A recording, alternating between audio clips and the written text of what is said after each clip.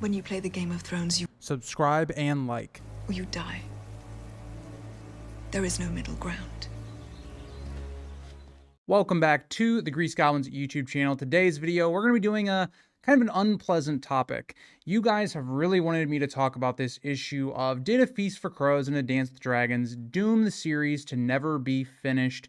Did it just put George R. R. Martin in too big of a hole to complete the series within 2 books? It's a depressing topic to talk about, and it's also one of those things where, you know, I love A Dance with Dragons, I love Feast for Crows, even though I have my criticisms of those books. I really do love them. I still think they're some of the best fantasy books to ever be made, but I think there is a legitimate question, because I think if these books were made when George was 40 years old, this conversation would not be happening, right? There would be no conversation of, did these books doom the series to never be completed? But because of George's age and how much time has already gone by in terms of Winds of Winter, and George is steadfast, he only wants 2 more books in Winds of Winter and Dream of Spring, it begs the question, did the last 2 books set up the series for failure? So let's talk about it. And again, I really want to preference, this is a critique on the books in terms of how do we get to the finale of the series, not them necessarily as their own standalone books or whatnot. I think the biggest issue that you really see in the last 2 books, both A Feast for Crows and I'd say especially in A Dance with Dragons, is the world gets a bit different. Whereas the first 3 books were very concise narratives, they were very much, okay, this is the plot that we have, and we're really focused in on the main Westeros and the Starks, the Lannisters, the Baratheons, the main families, and then we have a little bit of Essos with Daenerys. So the first 3 books are much more contained. I would say this is especially the case with the first 2 books. Game of Thrones especially is a self-contained narrative, really looking at 3 main plot lines. You have the plot line going on in King's Landing, you have the northern plot line, which is kind of like a mixture of Bran and Catelyn. Catelyn's kind of all over the place, but that's more or less one plot line. And then you have kind of Jon at the Wall. That's still kind of a northern plot line at this point. He hasn't gone beyond the Wall. And then you have the stuff with Daenerys. Again, there's not a ton of plot lines going on in Game of Thrones. You are limited to just a couple that all are intertwined, right? Like Tyrion and Catelyn are intertwined. Tyrion and Jon are intertwined. Bran and the Robb plotline, you know, they're intertwined. Eventually, you know, Robb then goes to the Catelyn plotline. Every plotline's connected. Clash of Kings, it starts to open up a bit more, right? Theon goes to the Iron Islands, but then connects back with Bran. You see Jon going north of the Wall. Daenerys still feels even more isolated. I would even say that the feeling of Daenerys being isolated away from the main story really starts in A Clash of Kings for me. The story still, though, feels very contained. It still feels like it has a number of plot lines that you can kind of be grouped together. A Storm of Swords, kind of the same avenue of A Clash of Kings, albeit I would say we introduce more characters, and so the world starts. It starts that trajectory of getting to what A Feast for Crows and A Dance with Dragons become. Because A Feast for Crows and A Dance with Dragons completely shifts the narrative to where we have tons of new POVs, we have tons of new plot lines, and we're taking on this new phase of A Song of Ice and Fire. If you want to look at it, for instance, like Marvel, how they have phase 1, phase 2, phase 3, the first 3 books are like phase 1. They're their own story. All those books got released very close together. George had a very distinct plan for the first 3 books. Book 4 and 5 took longer to come out. George R. R. Martin had ideas that he was planning for those books, like having a 5-year skip between A Storm of Swords and the latter 2 books. That didn't go through, so George wasn't as concrete on where he wanted to go with the story. And you see that in A Feast for Crows. A Feast for Crows featuring none of really the main characters outside of like a couple like Sansa and Arya, who become more backup characters with only a couple POVs, to shifting to Cersei being a main POV and Jaime and Brienne becoming main POVs, and going into these other plot lines like Dorne and the Iron Islands. And so the issue becomes, in book 4 and 5, really, it's one gigantic book. That's really what it is. And so you think about it from 2 books, the plot doesn't really get forwarded all that much in terms of the world, right? If you think about like book 1, book 2, book 3, all of those books in a lot of ways progress the story, at least the main narrative focus, right? Our main couple of big plot lines, all 3 of those books progress it more than what book 4 and 5 kind of combined do. At least that's how I look at it anyway.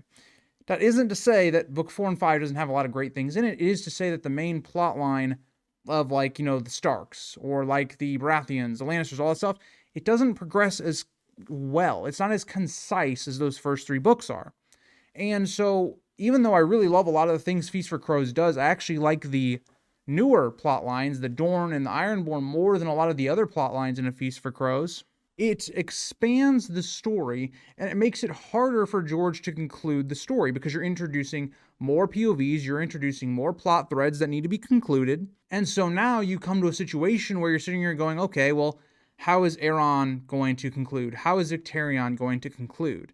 And even though I understand why George does a lot of these plot lines, like, for instance, the Greyjoy plot line in a lot of ways is to set up 2 things. The first one is Euron as the kind of one of the main villains for the end game of the series. And 2, it's to set up Victarion to get his fleet to Daenerys so that Daenerys has a fleet to get to Westeros. So those are the 2 things the Ironborn plotline is very important for. The Dornish plotline is really to set up the young Griff stuff and also the Quentyn stuff of A Dance with Dragons. So there are reasons that these plotlines are here. I think the issue that we kind of run into with both A Feast for Crows and Dance with Dragons is we spend more time world building. We spend more time traveling. Whereas, like, for instance, in book 1, Catelyn does some of the most traveling of any character throughout any of the books. She goes from Winterfell to King's Landing to then going to the Crossroad Inns, then going to the Eyrie, then going to White Harbor, then going from White Harbor to Moat Cailin, going from Moat Cailin and ending the book at Riverrun. Like, that is a lot of traveling. And we don't really get a lot of that traveling. A lot of times, George just will have a gap where Catelyn is not really on page anymore, and we will come back to her whenever she maybe arrives to wherever she needs to be.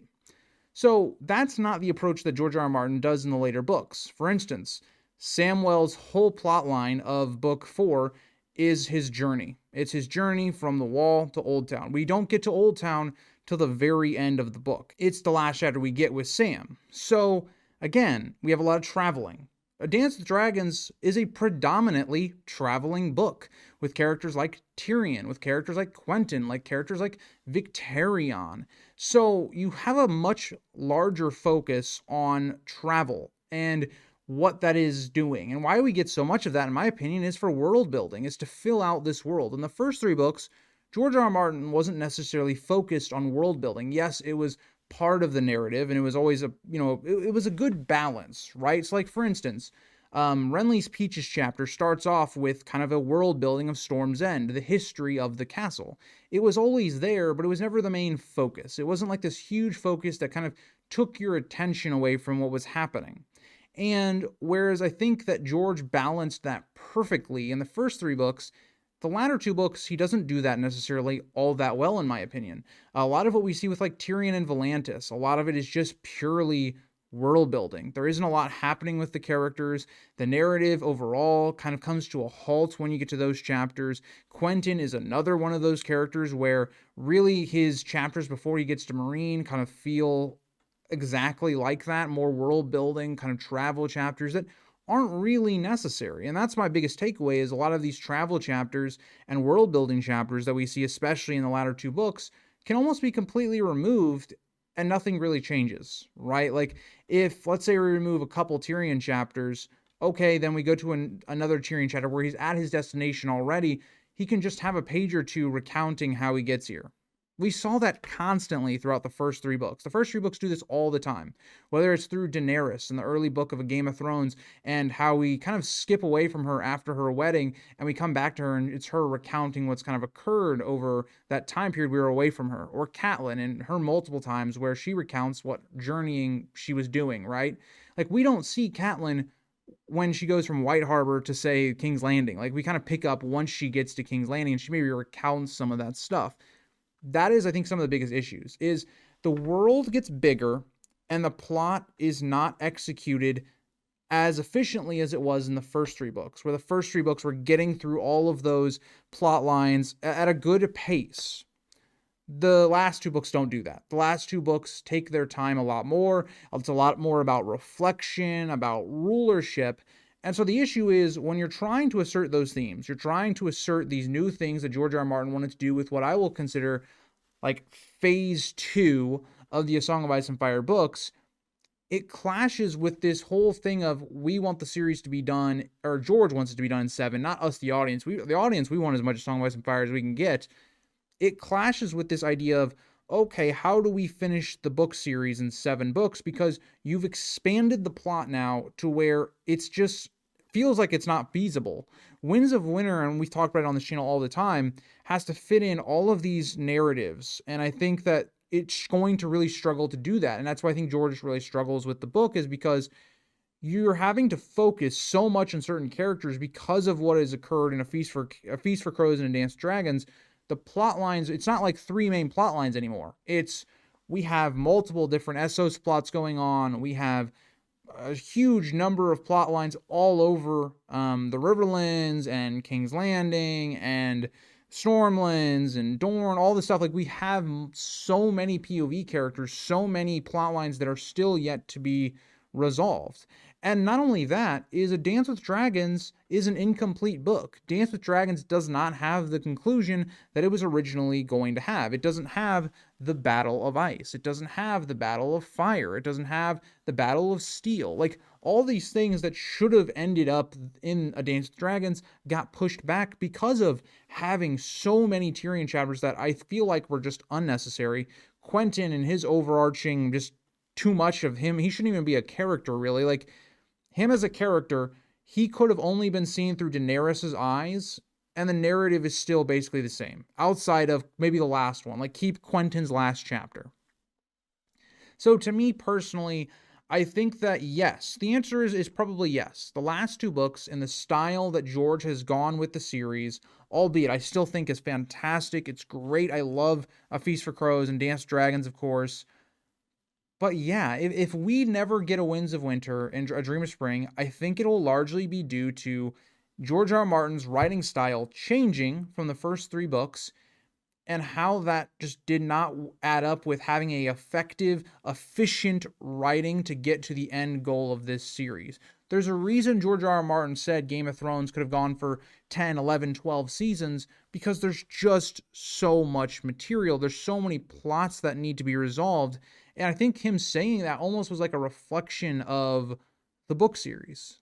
And so the question kind of lies, will we ever see the book series concluded? And I'm recording this after George R. R. Martin has his blog post that was, him sounding very depressed about the series and the way fans are interacting with him and Winds of Winter. And the case is just, let's be realistic. As of right now, there's no indication Winds of Winter is any closer to being done with any release date in sight. George R. R. Martin is getting older, and, like I've talked about all these issues here, there doesn't seem to be an end in sight. So likely the book series will never be finished. I think that we can still get a Winds of Winter, or at least whatever he has left, but my faith in getting the end of this series just isn't there. And so if you want me to give an answer, I think that there's a multiple things that are making Winds of Winter and Dream of Spring not be finished, but one of them is, yes, the ineffectiveness of the writing style of book 4 and 5, and I would say specifically book 5. I think it's more of a book 5 problem than it is necessarily a book 4 problem, albeit some of those problems are in book 4 as well, like I talked about in this video. I do think that Feast for Crows and A Dance with Dragons definitely added to the reasons the series may never be concluded. Let me know down in the comments. Do you agree? Do you disagree? I think this will be a hot topic, given I know a lot of people love the last 2 books. And I especially think that the newer readers, the newer generation of YouTube content, a lot of people really praise the last 2 books. I know Quinn, the GM, kind of came in around the same time I did in this space, and I think that he's brought in that kind of that wave of the last 2 books. I feel like when I first started YouTube and I looked at other channels and looked at what comments were and reacting to, my favorite books and all that stuff, there wasn't as much love for the last 2 books, and I think that's actually evolved as time has gone on. So yeah, let me know what you guys think in the comments, and I'll see you guys all in the next one. Bye, guys.